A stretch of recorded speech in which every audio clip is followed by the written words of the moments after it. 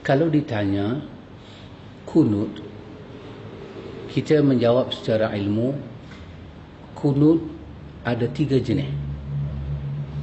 Kunut ada 3 jenis. Kalau ditanya apa 3 jenis itu, yang pertama ada nama dia kunut sembahyang subuh, 1.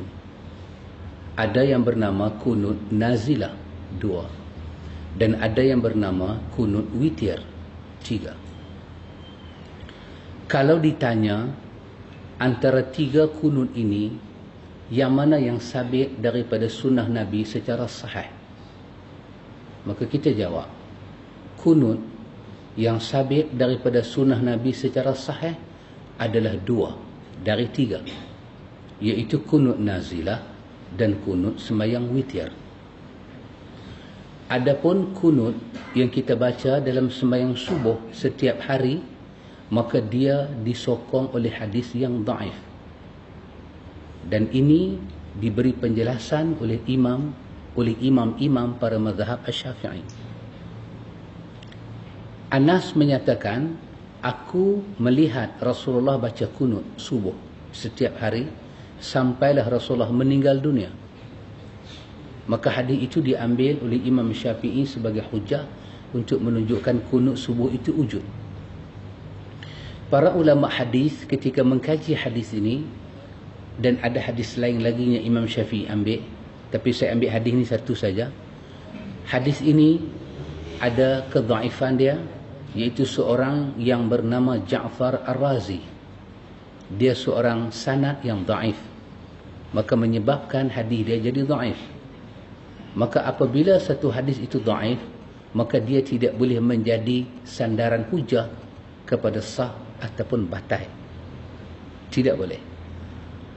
Adapun hadis yang berkata Nabi membaca kunut nazilah ketika turunnya musibah, dan Nabi membaca kunut sembahyang witir, membaca kunut dalam salat witir, kedua-dua riwayat itu adalah sahih.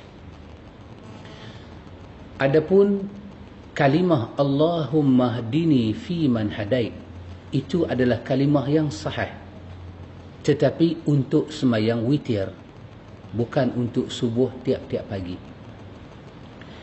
Maka daripada imam-imam mazhab yang 4, 3 mazhab, Abu Hanifah Nu'man, Imam Malik dan Imam Ahmad bin Hanbal, mereka menyatakan subuh tidak ada kunut. Maka satu mazhab saja menyatakan subuh ada kunut.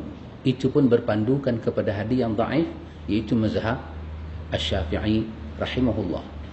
Tetapi ulama-ulama Syafi'i berpecah menjadi 2 yang dipanggil dengan nama Syafi'iyah.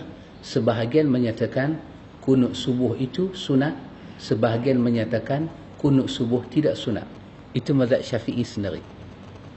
Maka di dalam mazhab Syafi'i sendiri ada suatu kitab yang ditulis oleh Imam Al-Baihaqi yang penting kita baca. Kitab itu bernama Ma'rifatus Sunan wal Athar. Kitab Ma'rifatus Sunan wal Athar. Kalau kita boleh bahasa Arab, kita baca kitab ini. Kitab ini menghimpunkan kesemua dalil fiqh mazhab Asy-Syafi'i. Maka Imam Baihaqi, seorang yang sayang dengan mazhab Syafi'i, dia telah mengumpulkan dalil kunut di dalam kitab Ma'rifatus Sunan wal Athar. Maka Imam Baihaqi menyebut bagaimanakah sifat kunut yang dimaksudkan oleh Imam Syafi'i. Kata Imam Baihaqi, Syafi'i menyebut kalimah kunut. Kunut ialah bacaan, kunut bukan perbuatan. Maka Imam Baihaqi lebih menyatakan, apabila kita katakan baca kunut dalam mazhab Syafi'i, itu seorang pada rakaat yang akhir daripada solat subuh, ketika dia rukuk, dia menyatakan sami Allahu liman hamidah, maka mulutnya membaca Rabbana walakal hamdu Allahumma hdini fi man hadait, tanpa mengangkat kedua tangan dan tanpa menggunakan kalimah Allahumma hdina. Tiap-tiap orang individu dalam salat membaca Allahumma hdini fi man hadait dengan suara yang perlahan. Ini yang disebut oleh Imam Baihaqi dalam kitab dia Ma'rifatus Sunan wal Athar. Jadi kalau seorang itu nak membaca kunut dalam mazhab Syafi'i, dia bacalah. Sebab Syafi'i seorang mujtahid yang besar. Tetapi dia kena mengetahui dalil itu adalah dhaif.